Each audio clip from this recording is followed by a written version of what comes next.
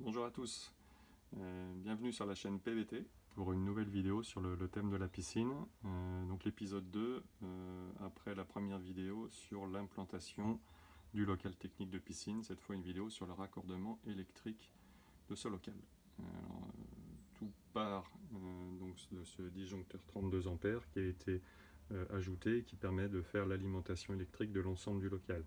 Il est branché sur sa partie supérieure, au neutre et à la phase principale de la maison, donc avec deux tresses de bonne section de 10 mm². On ressort de ce disjoncteur 32 A avec du câble du 6 mm², donc la phase et le neutre qu'on retrouve également, et puis la terre qui est raccordée sur le bornier principal de la terre. Donc l'ensemble chemine ici et part dans ce câble 3 x 6 mm². C'est un câble à peu près 13-14 mm de diamètre extérieur et qui passe dans du tube plastique de diamètre 25 qui chemine jusqu'au local technique de piscine. Donc voilà un petit peu pour le départ électrique. Donc je vous propose de vous retrouver directement maintenant dans le local technique de piscine pour voir la suite du raccordement. A tout de suite. Alors on se retrouve dans le local technique de piscine. Donc le câble 3x6 carré arrive dans l'angle du local technique et puis chemine à travers ce tube plastique 25 jusqu'au coffret électrique de la piscine. Donc qu'est-ce qu'on va retrouver dans ce coffret électrique? On va retrouver donc le disjoncteur, enfin le différentiel 30 mA, et puis après on a 6 disjoncteurs pour alimenter les différents équipements de la piscine. En 1, la pompe de filtration, en 2, la pompe à chaleur, en 3, la nage à contre-courant, en 4, 2 prises électriques dans le local de piscine, en 5, le volet de la piscine, et en 6, l'éclairage du local. Donc, au niveau des calibres, ceux qui avaient été conseillés par le pisciniste, donc pour la filtration 16 A, la pompe à chaleur 16 A, la nage au contre-courant 16 A également, les deux prises de courant 16 A, le volet 10 A et l'éclairage du local. Donc j'ai mis un petit éclairage à LED qui ne consomme pas grand chose.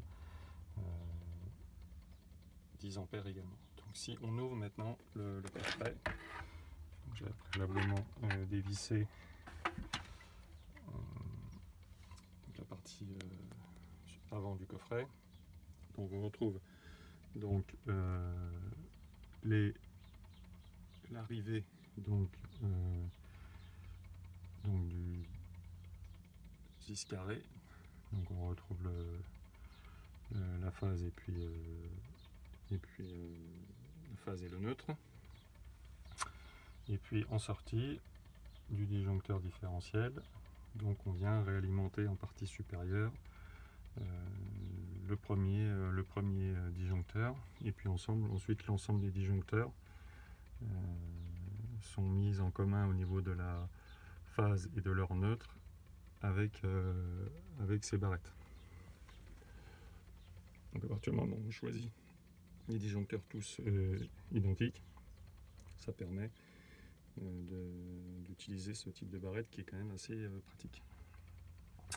Et puis après en sortie, on va retrouver les départs vers chacun des différents équipements que j'ai décrit tout à l'heure. Donc voilà un petit peu pour l'intérieur du coffret, donc qui est quand même bien rempli dans le cas présent. Et puis je vous proposerai de refaire une nouvelle vidéo pour vous expliquer l'implantation de mes différents équipements dans mon local technique de piscine. Je vous dis à très bientôt. C'est l'occasion de remercier l'ensemble des personnes qui se sont abonnées à la chaîne. Aujourd'hui 50 abonnés, donc voilà.